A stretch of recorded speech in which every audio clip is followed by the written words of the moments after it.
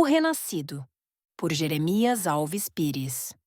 A casa de Roberto era um refúgio de ostentação no coração de São Paulo, uma fortaleza de mármore e vidro onde o luxo se sobrepunha ao vazio existencial de seus habitantes. Nos fins de semana, ela se transformava em um teatro de risos forçados e conversas vazias, onde todos desempenham seus papéis, mas poucos se importavam com os outros. Ali, as máscaras se tornavam mais pesadas do que as fachadas. José, com seus 20 anos, era mais uma sombra nesse cenário. Sua timidez era sua única proteção, mas ele mal sabia que ela seria também sua sentença de dor. Trabalhando como faz-tudo, ele se movia silenciosamente pela casa, uma presença quase invisível, cujo valor era reconhecido apenas por Roberto, o dono da casa. Regina, irmã de Carlos, também o via com outros olhos, mas seu amor por ele era uma chama secreta, escondida nas profundezas de seu ser. Carlos, por outro lado, era o oposto. Filho de Roberto e herdeiro do luxo, ele ostentava sua arrogância como uma armadura. Sua presença gerava repulsa. Não importava o sorriso que tentasse oferecer. Seus amigos, igualmente vazios e mimados, alimentavam sua crueldade com risadas vazias, enquanto empurravam José cada vez mais para o abismo da humilhação. Para eles, ele era uma figura apenas para se divertir, um alvo fácil para suas piadas cruéis. E ali estava Elis, sua mãe, com o olhar fixo e a mente longe. Ela protegia Carlos com o zelo de uma leoa, acobertando cada um de seus deslizes, cada ato de crueldade.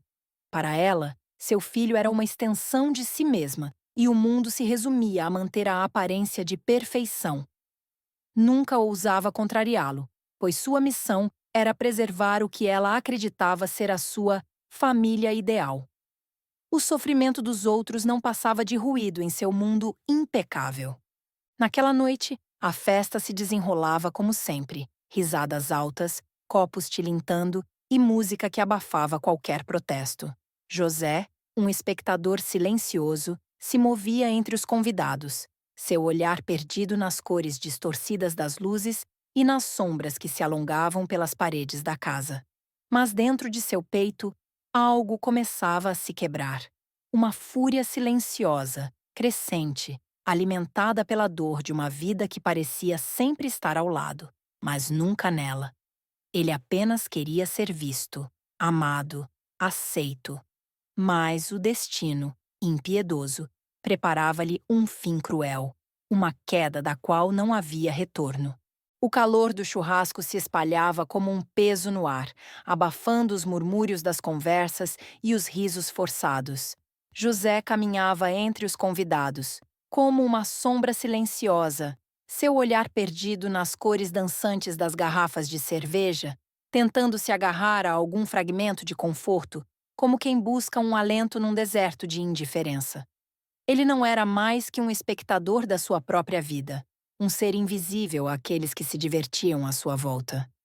Foi então que Carlos se aproximou, seus passos rápidos e confiança desmedida, como um fantasma que emergia de uma escuridão conhecida. O sorriso no rosto de Carlos, travesso e perigoso, parecia ser a última coisa que José veria com vida. Não era uma amizade verdadeira, mas um jogo impiedoso de poder.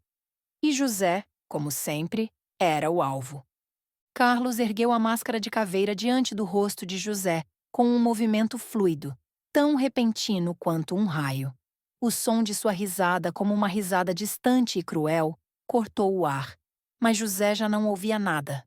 O pânico engoliu todo o som, toda a luz, deixando apenas o eco vazio de uma alma aterrorizada. Foi um susto que dilacerou seus sentidos, como uma lâmina fria atravessando sua mente. O coração de José disparou. Suas mãos tremiam como folhas secas ao vento. Tentou recuar, mas o chão pareceu se desintegrar sob seus pés. A realidade se distorceu. O mundo virou um borrão de cores, uma espiral sem fim. Ele tropeçou. Perdeu o equilíbrio. O peso do terror o arrastou para frente. E antes que pudesse entender o que acontecia, o impacto foi fatal. A cabeça de José se chocou contra a quina de uma mesa com um som profundo e mortal, como o fim de uma era, como a última batida de um coração que se negava a acreditar na tragédia. José caiu, e o silêncio que se seguiu foi absoluto. O ar, denso como uma neblina, parecia engolir o espaço. A máscara de caveira, agora amassada e quebrada, caiu de suas mãos tremendo, ainda assim, uma ironia cruel sobre sua morte. Os risos se apagaram como uma chama extinta por um vento gélido. Olhares vazios se voltaram para o corpo de José, agora imóvel, sua vida esvaída em um momento de pavor.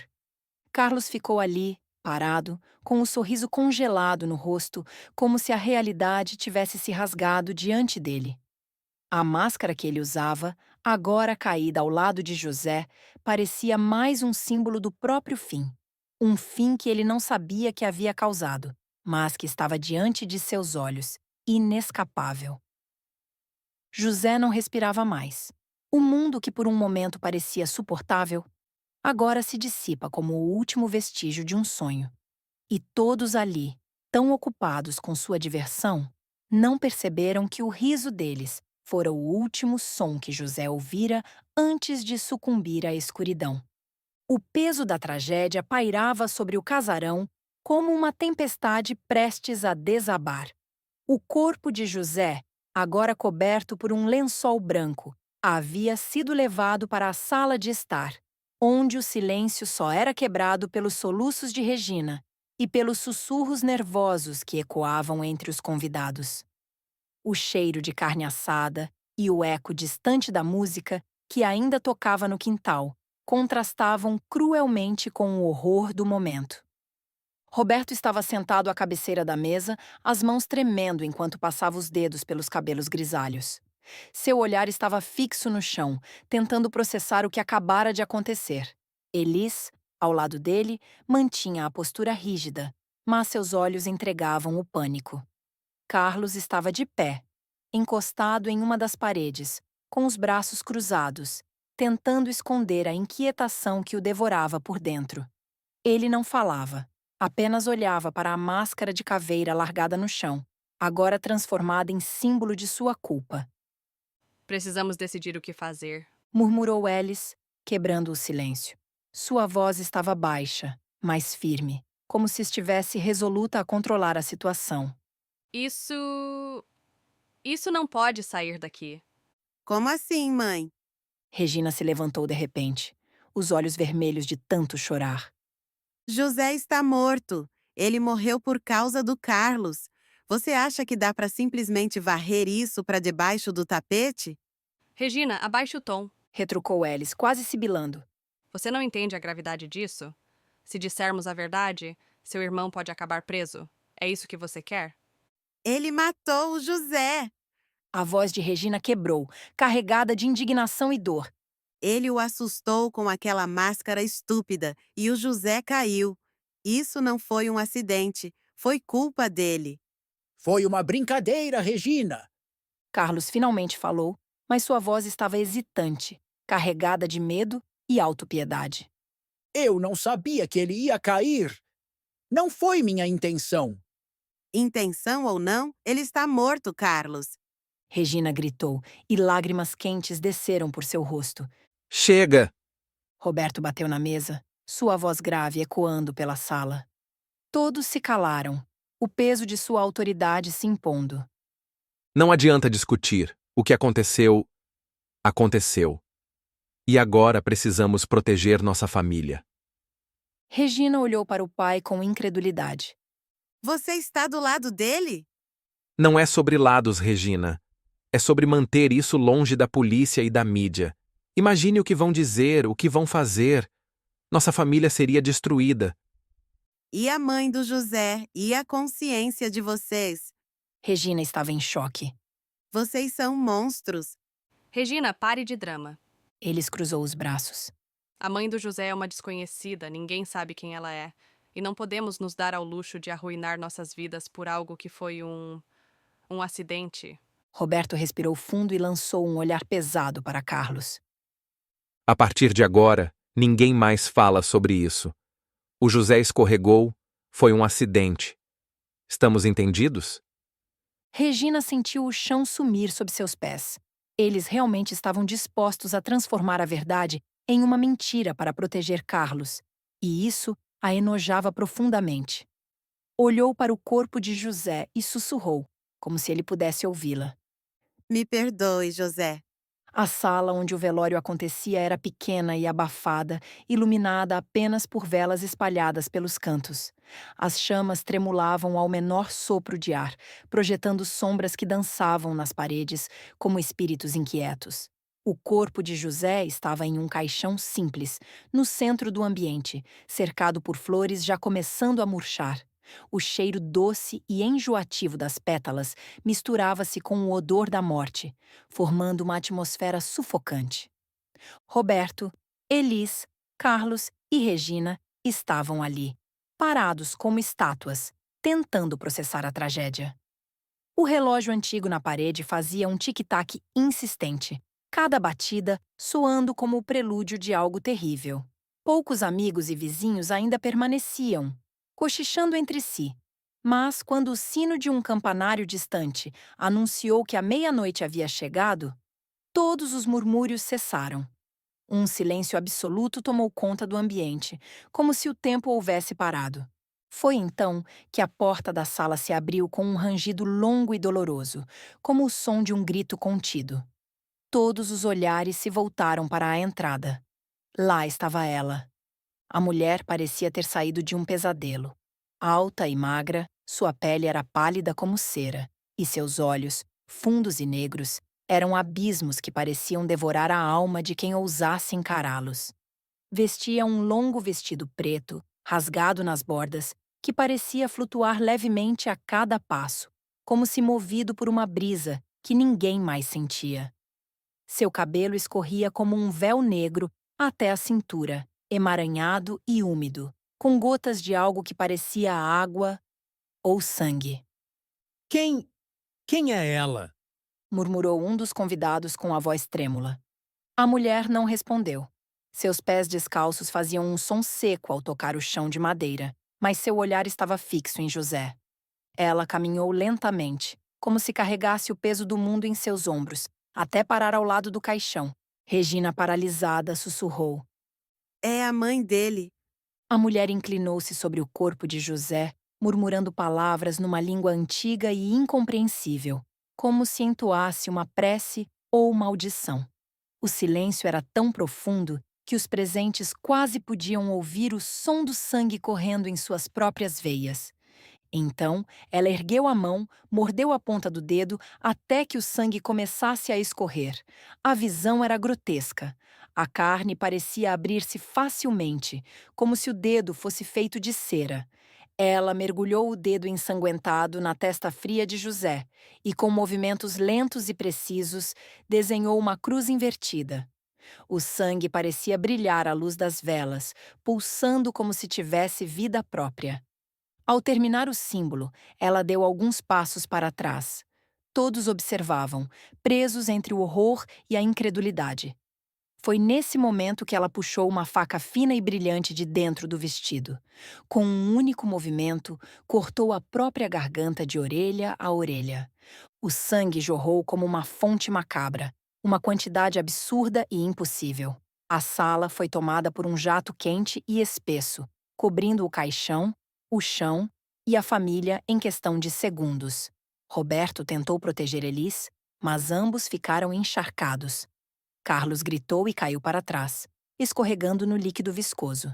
Regina, paralisada, não conseguia desviar o olhar, seus olhos arregalados refletindo o horror da cena. O corpo da mulher desabou de joelhos e, com um baque surdo, tombou no chão. Mas o sangue não parava. Ele parecia fluir sem fim, espalhando-se pelo piso como uma maré vermelha. As velas começaram a apagar uma a uma, sufocadas pelo líquido pegajoso. Foi então que o símbolo na testa de José começou a brilhar. Fraco a princípio, mas crescendo em intensidade, como uma chama invisível que queimava de dentro para fora. As flores ao redor do caixão murcharam e apodreceram em segundos. e o ar na sala ficou pesado, como se algo maligno houvesse despertado.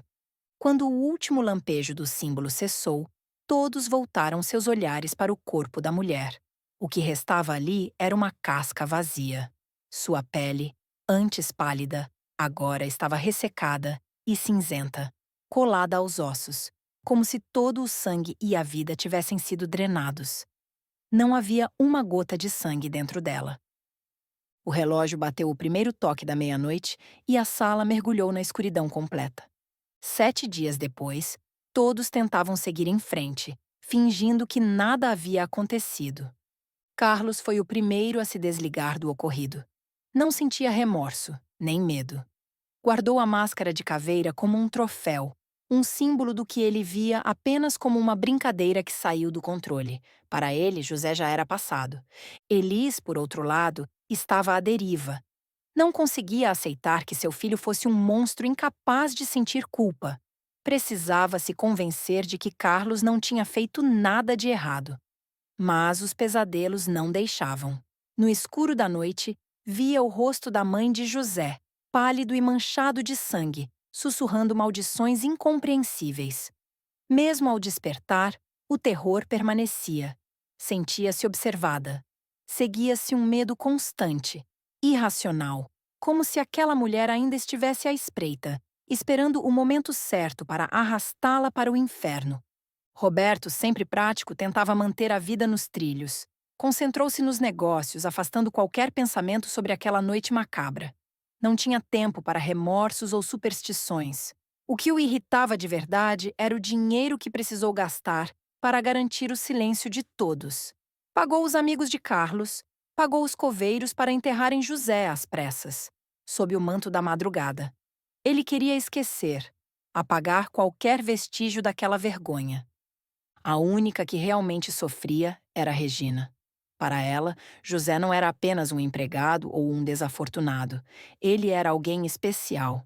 Chorava em silêncio e rezava incessantemente, implorando por paz para a alma dele e perdão para a própria família. Mas, enquanto rezava, não sabia que José já a escutava e, do outro lado da morte, ele estava acordando. Na calada da meia-noite, quando a lua sangrenta ergue-se no céu, a terra sussurra, o ar gela e as sombras se tornam mais densas.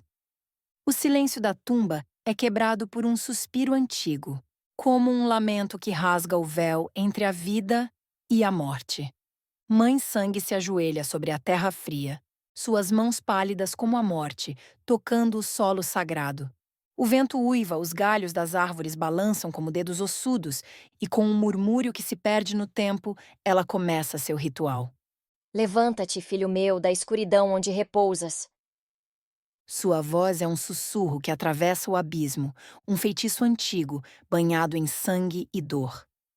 As palavras se desdobram como cinzas no vento, e a terra abaixo dela se move, como se a própria morte fosse desenterrada. No fundo da tumba, algo se agita. Primeiro um tremor, como se o mundo estivesse estremecendo. Depois o som de ossos quebrando, de carne que volta a se formar, de vida arrancada da eternidade, apenas para ser preenchida de ódio. José, o renascido, desperta. Não mais o jovem que vivia entre os vivos, mas uma criatura forjada pela vingança. Seus olhos são fendas de escuridão, e sua pele pálida e fria reflete apenas a dor do abismo. A mãe, com um sorriso sombrio, observa sua criação, seus olhos, vazios de tudo, fixos no filho, que agora caminha, como uma sombra nascida da própria noite. Sua voz sussurra mais uma vez, em uma linguagem esquecida. Vingue-se, meu filho, que a morte os tome um a um e que o sangue derramado seja a sua justiça. O renascido ergue-se, com a máscara de caveira já sobre seu rosto, e enquanto a noite engole o mundo, o primeiro passo é dado. A terra estremece, o ar se torna denso e, silêncio absoluto, o eco do renascimento ressoa. A vingança começou. A mansão de Roberto brilhava sob a luz do lustre, refletindo uma beleza estéril, incapaz de esconder as sombras que se acumulavam nos cantos. O jantar especial era uma tentativa desesperada de restaurar a normalidade. A mesa farta, os copos cheios, as risadas forçadas. Mas a tensão pairava no ar como um cheiro de podridão que ninguém queria reconhecer. Regina apertava os punhos sob a mesa. Seu peito queimava de indignação. 7 dias, Murmurou, olhando para os pais. nenhuma missa, nenhuma prece, apenas um jantar como se nada tivesse acontecido. Elisa afundava os lábios em mais uma taça de vinho. Os olhos fundos denunciavam as noites mal dormidas. Pare com isso, Regina. Disse a voz embriagada e trêmula. Precisamos seguir em frente. Carlos, por outro lado, se divertia. Ele não sentia remorso, apenas tédio.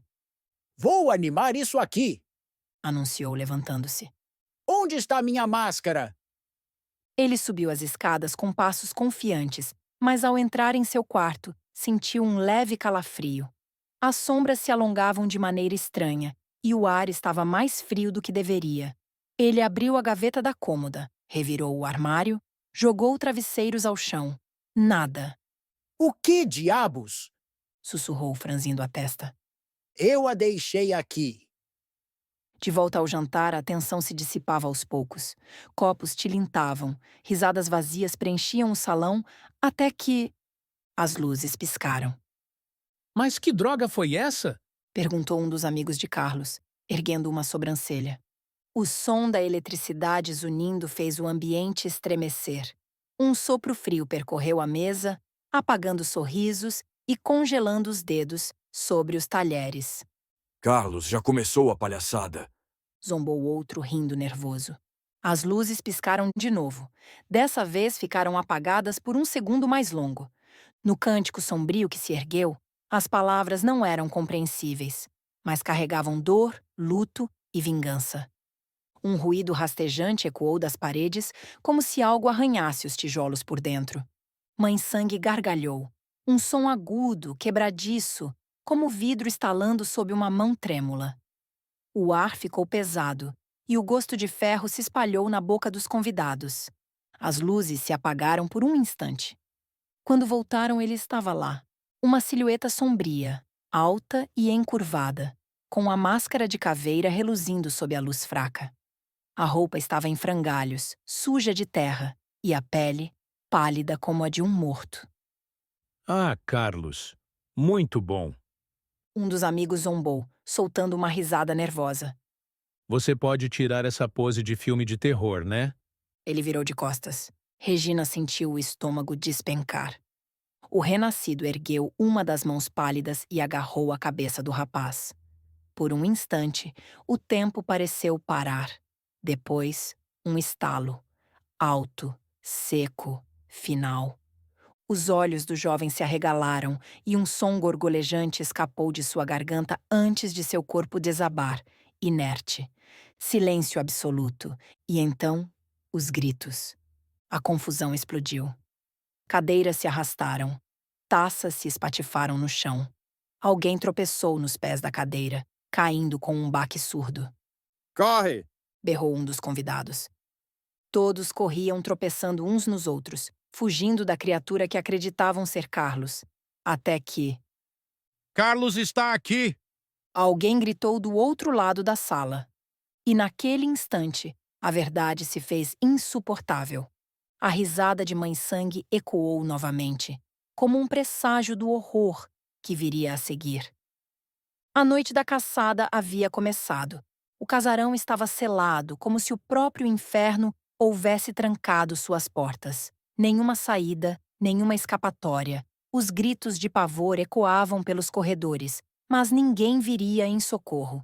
O renascido caminhava entre as sombras, e a Mãe Sangue gargalhava em algum lugar na escuridão, um lamento espectral que arrepiava até os ossos. Carlos corria com um pequeno grupo, tentando escapar da presença maldita que os caçava. Seu coração martelava no peito, sua mente recusava-se a aceitar a verdade. Não podia ser real. Não podia ser José. Mas a máscara. Aquela maldita máscara. Subitamente, a Mãe Sangue surgiu à frente. sua presença retorcida pela penumbra. Um manto negro de sombras parecia envolvê-la, os olhos vazios, profundos, observando cada um deles como presas condenadas. O grupo se virou em desespero e correu na direção oposta, direto para o renascido. A silhueta sombria emergiu das trevas, imóvel, esperando. A máscara de caveira cintilou à luz trêmula das velas. O grupo congelou. Carlos foi o primeiro a agir. E, como sempre, da maneira mais vil. Empurrou um dos amigos para a frente, sacrificando-o sem hesitar. O rapaz caiu aos pés do renascido, que ergueu um punho monstruoso e o desferiu com um impacto brutal. O estalo ecoou como madeira se partindo, e o rosto da vítima foi reduzido a uma massa sangrenta. O corpo sem vida tombou no chão. Carlos não olhou para trás. Empurrou outro amigo que tropeçou e caiu direto nas garras do monstro. O segundo soco foi ainda mais violento, esmagando a cabeça da vítima como uma fruta madura. Havia mais uma pessoa entre Carlos e a liberdade. Ele tentou agarrá-la para lançá-la ao monstro, mas a vítima escapou de seus dedos trêmulos. O destino, porém, não lhe deu trégua. Tropeçou e caiu pesadamente no chão. O renascido avançou. Carlos rastejou para trás, chorando, suplicando, mas a mão fria como a morte agarrou seu tornozelo. Num único movimento, ele foi erguido e jogado contra a parede, com uma força desumana. Ossos estalaram. Um grito cortou o ar. Antes que pudesse reagir, o renascido o ergueu novamente e o arremessou para o lado oposto, como se fosse um boneco de trapos. O impacto rachou o gesso da parede, deixando marcas de sangue escorrendo lentamente. Carlos tentou respirar, tentou falar, mas tudo o que conseguiu foi um gemido fraco. O renascido caminhou até ele, os passos lentos e pesados. O garoto mal conseguia enxergar, sua visão tomada pelo sangue. Um instante de silêncio absoluto. Então, o primeiro pisão. O estalo de ossos quebrando encheu o salão. O segundo golpe, ainda mais forte. Carlos tentou erguer os braços implorando, mas foi inútil. O renascido descarregou sua fúria. Pisoteou a cabeça do infeliz repetidas vezes, até que não restasse mais nada além de uma poça vermelha brilhante e fragmentos indistintos espalhados pelo mármore frio. Um último estalo, e o salão mergulhou em um silêncio sepulcral. O renascido ergueu a cabeça como se saboreasse a vingança. Ao longe, a gargalhada da mãe-sangue ecoou pelas paredes do casarão, vibrando como um lamento de além-túmulo. A noite da caçada continuava. O último amigo de Carlos cambaleou, os pulmões em chamas, as pernas recusando-se a avançar. Seu corpo desabou no chão de mármore frio, encharcado de suor e terror. O renascido e a mãe-sangue se aproximavam, sombras alongadas pelas chamas trêmulas das velas que ainda ardiam pelo casarão. Os olhos do jovem se arregalaram, as mãos tentaram rastejar, mas a exaustão o imobilizava. Um estrondo cortou o silêncio. Um tiro. Depois outro. O renascido cambaleou para trás, sua silhueta grotesca se contorcendo na penumbra. Roberto surgiu da escuridão, empunhando uma pistola automática. Os olhos ferozes e a respiração ofegante. Sem hesitar, continuou disparando, cada tiro ecoando como um trovão no salão fúnebre que antes fora seu lar. O renascido caiu de joelhos. O amigo de Carlos tentou se erguer, mas suas forças estavam esgotadas.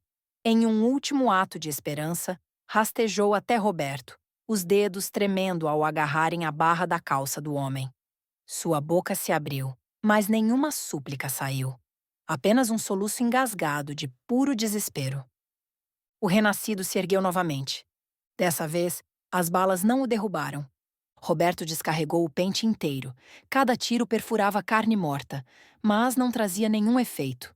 O monstro avançava, implacável, com o brilho de morte nos olhos vazios. Roberto sentiu o suor gelado escorrendo pela testa. Não havia mais esperança. Engatilhou a última bala. Virou-se para o jovem caído aos seus pés. O rapaz olhou para ele, lágrimas correndo pelo rosto ensanguentado. Não precisavam de palavras. Ambos sabiam. O tiro ecoou e o corpo do jovem ficou inerte. Roberto respirou fundo, ergueu a arma contra a própria têmpora. Seus dedos tremeram sobre o gatilho. Mas o renascido foi mais rápido. Um rugido bestial preencheu o ambiente enquanto o monstro saltava sobre ele. As mãos pútridas e descomunais agarraram Roberto antes que ele pudesse se despedir da própria vida. Unhas como garras perfuraram seu abdômen, rasgando carne, músculos e ossos em um único gesto brutal. Roberto gritou, um som dilacerante que ecoou pelo casarão. O renascido enfiou as mãos fundo na cavidade aberta, puxando entranhas, rasgando tudo que encontrava pela frente. O cheiro de sangue quente e bile tomou o ar. Roberto contorceu-se, os olhos revirando em agonia. Cada segundo era um tormento prolongado, uma punição justa pelos pecados que ele preferia não reconhecer. Por fim, suas forças se esvaíram. Seu corpo caiu sobre as vísceras espalhadas pelo chão, a boca ainda aberta, em um grito que jamais seria concluído. A mãe-sangue soltou uma risada seca, ecoando nas paredes da casa aprisionada no pesadelo. A chacina continuaria. O renascido ainda tinha contas a acertar.